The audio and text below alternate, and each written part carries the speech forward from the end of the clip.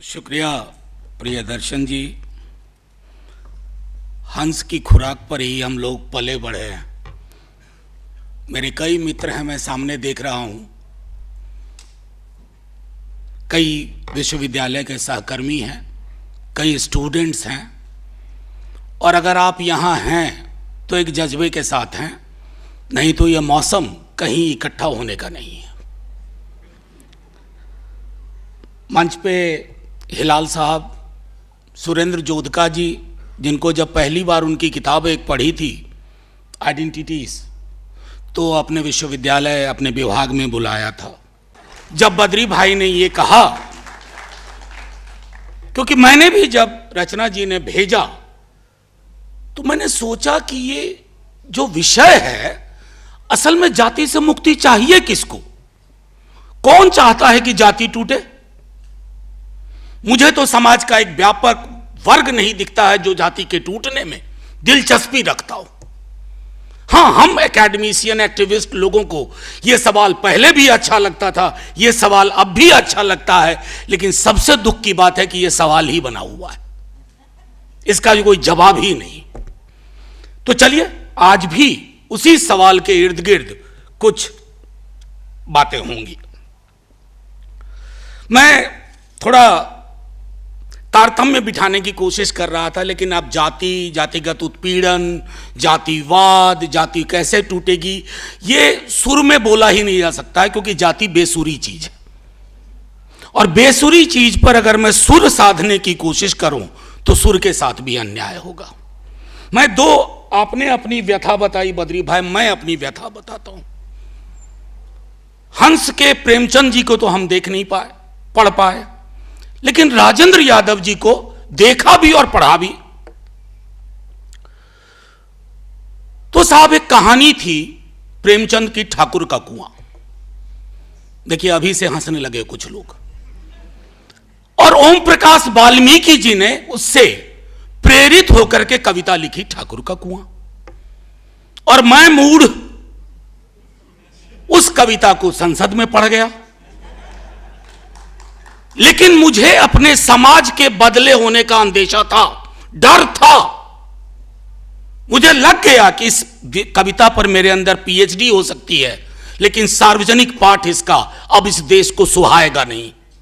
और हुआ वही। मैंने कितने डिस्क्लेमर दिए, यहां तक बोला कि वो ठाकुर मेरे अंदर भी है, हमें ये वर्चस्व की प्रवृत्ति है। लेकिन वो क्या होता है, वही बात उनको नागवार गुजरी जिसका सारे फसाने में जिक्र ही नहीं था। तो ये मैं सिर्फ इसलिए इस व्यथा का जिक्र कर रहा हूं कि ये व्यथा मेरी व्यक्तिगत नहीं है, ये समष्टिगत व्यथा है। आप जाति के बारे में गालिब ऑडिटोरियम ऐवान गालिब में बात कर सकते हैं, लेकिन सार्वजनिक रूप से हमारा समाज, मैं समझता हूं, बीते 30 वर्षों में और प्रतिगामी हो गया है और मध्ययुगीन हो गया है। फिर भी चलिए, हंस चाहता है जाति टूटे, तो मेरा जो भी योगदान है, एक ईंट का, एक कलछुल सीमेंट का, मैं लगाने की कोशिश करूंगा। दूसरी चीज मैं बता रहा हूं, संसद में एक दिन बहस हो रही थी, मैंने पेरियार की सच्ची रामायण का कुछ अंश पढ़ा, तो बीबीसी को दिलचस्पी हुई कि मुझसे बड़ा एक इंटरव्यू किया जाए। उन्होंने इंटरव्यू किया, तो मैंने कहा कि ब्राह्मणवाद इस देश का बहुत बड़ा मनोरोग है। अब ब्राह्मण नाराज हो गए, और जिस तरह की गालियां तमाम विश्लेषण और अलंकार, विशेषण और अलंकार के साथ मुझे दी गई,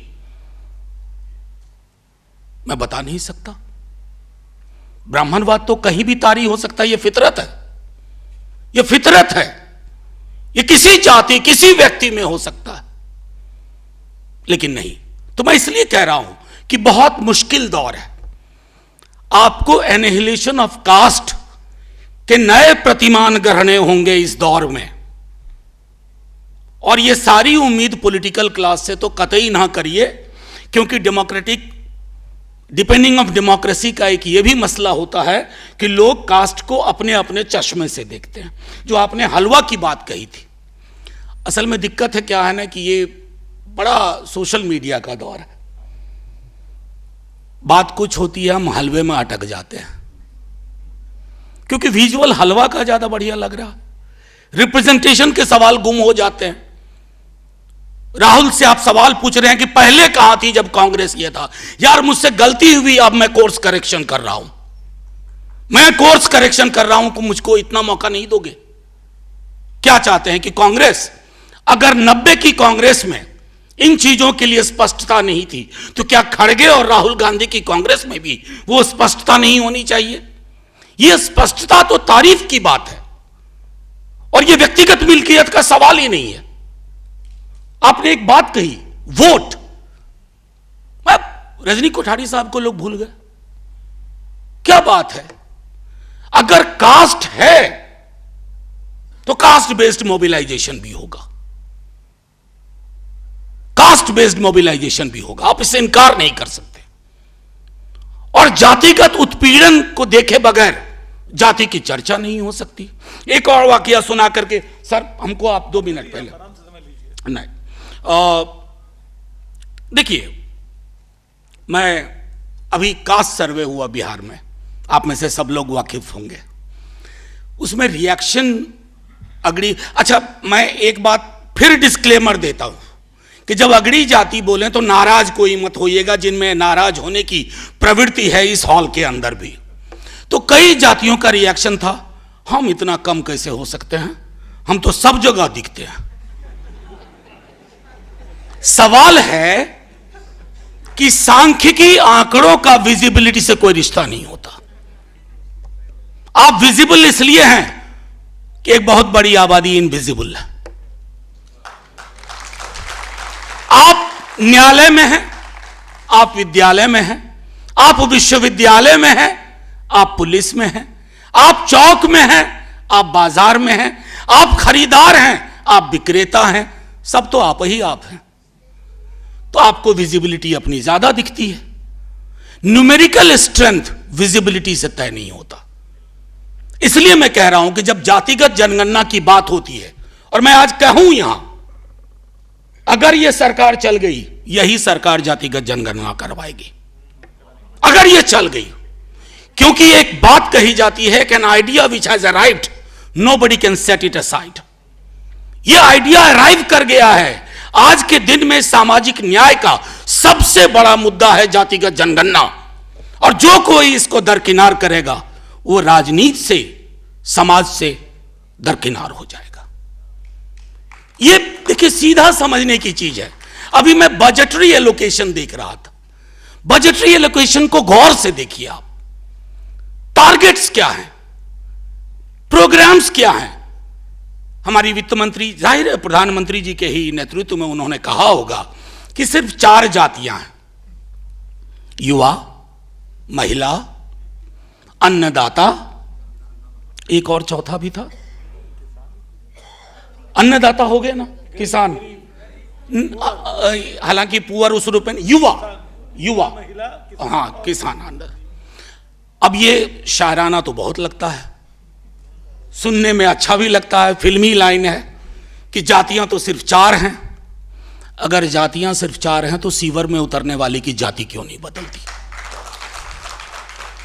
कौन लोग सीवर में उतर रहे हैं? और ये मैं सवाल हम सब से पूछ रहा हूं। सीवर में उतर के मरने वाली, प्रियदर्शन जी, टेलीविजन चैनल्स के स्क्रोल में वो खबर आती है कि सादिक नगर में 5 लोग जहरीली गैस से मर गए। आंकड़ा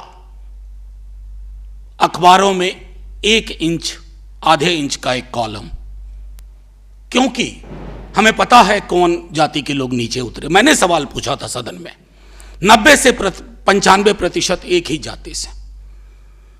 जाति के प्रश्न पर एक चीज मैं हमेशा पैरेलल ड्रॉ करता हूं अपने विश्वविद्यालय में, कि अमेरिका में एक आंदोलन चला, व्हाइट मेन्स प्रिविलेज।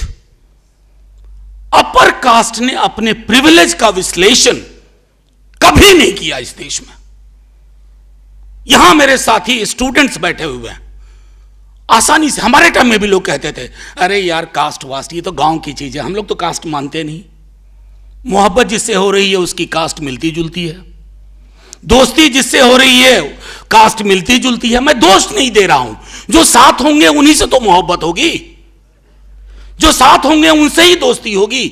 जो लोग वहां आप तक पहुंच ही नहीं पा रहे हैं उनसे आप दोस्ती कैसे करोगे? लॉन्ग डिस्टेंस दोस्ती तो होगी नहीं, अनाम दोस्तियां होंगी नहीं। तो ये जो मसला है ये प्रिविलेज का विश्लेषण करने का भी है। अगर हम, मेरे मित्र जो विश्वविद्यालयों में हैं, अच्छे पदों पे हैं, सिर्फ मेरिट नाम के मिथ पे नहीं है, क्योंकि हम में से अधिकांश लोग सेकेंड जनरेशन लर्नर हैं, कई लोग थर्ड जनरेशन लर्नर हैं, और आपसे जो मुकाबला कर रहे हैं वो फर्स्ट जनरेशन लर्नर है। ये रेस ही असमान है, ये सोशल टोपोग्राफी ही असमान है, और असमान टोपोग्राफी में समानता के बीज और लक्षण आपको कभी नहीं मिलेंगे, चाहे प्रियम्बल में बड़ी बड़ी बातें हों। आज नहीं, कल पार्लियामेंट में कहा, वित्त मंत्री साहिबा का 7वां बजट है, बड़ी बधाइयां उनको मिली। 6ठी बार उनके समक्ष मैंने भारतीय संविधान का आर्टिकल 39 क्लॉज सी पढ़ा, और वो कहता है असमान आय वितरण पर सरकार की कोशिश हो कि खत्म हो। ह्यूज कॉन्सेंट्रेशन ऑफ वेल्थ हम जैसे देश के लिए चिंता का विषय है। मैंने थोड़ा हल्के में ये भी कहा, लोग ज्यादा नाराज न हो, आजकल नाराज जल्दी हो जाते हैं। मैंने कहा साहब, सर, अमीरी से विरोध नहीं है, अश्लील अमीरी से विरोध है, और अश्लील अमीरी का भोंडा प्रदर्शन हमने तकरीबन 15-20 दिन तक लगातार टेलीविजन चैनल्स पे देखा। जी शामिल देखा। तो इससे मैं, और फिर उसको आप थोड़ा क्लोज विश्लेषण करिएगा तो आपको जातियों में भी एक समरूपता, समदृष्टि दिखेगी। और आखिरी में एक बात कहूं, ये ना कहिएगा कि रचना जी की मैंने कंस्ट्रक्टिव कोई बात नहीं की।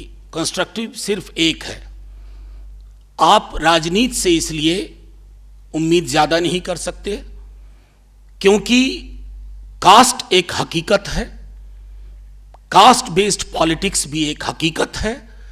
हां, वो हकीकत कितना ब्रॉड की जाती है वो महत्वपूर्ण है। और यह भी यकीन मानिए, कोई पॉलिटिकल पार्टी कुछ जातियों के सहयोग से चुनाव नहीं जीतेगी। एक व्यापक पैराडाइम होना चाहिए, उसके लिए एक व्यापक नजरिया होना चाहिए। और यह कहना, जैसे राहुल जी को कल एक मंत्री, मैं अक्सर उन पे टिप्पणी करना अवॉइड करता हूं क्योंकि उनकी जुबान काफी उस तरह की है, वो बड़ी सभा में गोली मारने की बात करते हैं। हम लोग तो अभी भी उस दौर के हैं कि कितनों भी बड़ा झगड़ा हो, गोली वोली यार किनारे ही रहने दो। तो अब उन्होंने कहा जिसकी खुद की जाति नहीं है, जॉर्ज फर्नांडिस की जाति पूछोगे आप? मतलब कमाल की चीज है। तुम मुद्दे पे आओ, जातिगत जनगणना होनी चाहिए या नहीं, लेकिन क्या अपेक्षा करेंगे? जिस देश के प्रधानमंत्री, माफी के साथ कहता हूं, प्रधानमंत्री की आलोचना करते वक्त मैं 2 बार सोचता हूं कि विपक्ष का कोई अलग से प्रधानमंत्री नहीं होता, विपक्ष के भी प्रधानमंत्री हुआ है, लेकिन पूरे चुनाव नींद खराब कर रख दी थी साहब ने। भैंस, मंगलसूत्र, मुजरा, टोटी काट ले जाएगा, बिजली काट देगा तुम्हारी, और अब की 4 ही जाति है। तो मैं प्रधानमंत्री से कोई अलग से अपेक्षा नहीं है, बस इतनी अपेक्षा है कि जो हमारे संविधान में निर्देशित है उसको स्वीकार करिए। जातिगत उत्पीड़न एक हकीकत है, उसको स्वीकार कीजिए। रीडिस्ट्रीब्यूशन का मसला, पुनर्वितरण, लॉन्ग पेंडिंग डिमांड है, उसको एड्रेस कीजिए। और इन सब के लिए आपको यह तय करना होगा कि आप किस प्रकार का समाज बनाना चाहते हैं। एक ऐसा मेटा नैरेटिव, हिंदुत्व, आजकल सनातन पे बहुत चर्चा होती है। और मैं बताऊं, रवि, संजीव लोग बताएंगे, हम लोग जब 90 में पढ़ते थे तो हिंदू तो चलता था, सनातन वगैरह। तो मैं कई दफा आजकल सोचता हूं कि ये सनातन है क्या, और अगर ये सनातन अगर है तो सनातन का जातिगत व्यवस्था से क्या संबंध है? अगर सनातन जातिगत, जिसको कहते हैं सीधी नुमा स्ट्रक्चर, संरचना के साथ कंफर्टेबल है, तो किस बात का सनातन? एटर्नल और discrimination in perpetuity, eternal discrimination का लाइसेंस अगर सनातन के हुंकार से लेना चाहते हैं तो ये देश तो नहीं देगा। जैसा सही कहा प्रियदर्शन जी ने, सर मैंने अपने कमरे में अपने ठीक पीछे 3 लोगों की तस्वीर लगाई है, महात्मा गांधी, बाबा साहब भीमराव अंबेडकर और जवाहरलाल नेहरू। तो कई मित्र पूछ रहे हैं कि अरे इनमें तो बड़ा डिफरेंस था, आप ये 3 तस्वीर एक साथ कैसे मेरे ठीक पीछे है? मैंने कहा इसलिए कि 40s का डिफरेंस था। 2023-24 में अगर ये वापस पृथ्वी पर आने की कोई व्यवस्था हो तो ये अलायंस बना लेंगे आपस में। शुक्रिया, शुक्रिया हंस, पुनः तमाम साथियों आपका बहुत बहुत शुक्रिया। लड़ेंगे, जीतेंगे, जिंदाबाद, जय हिंद।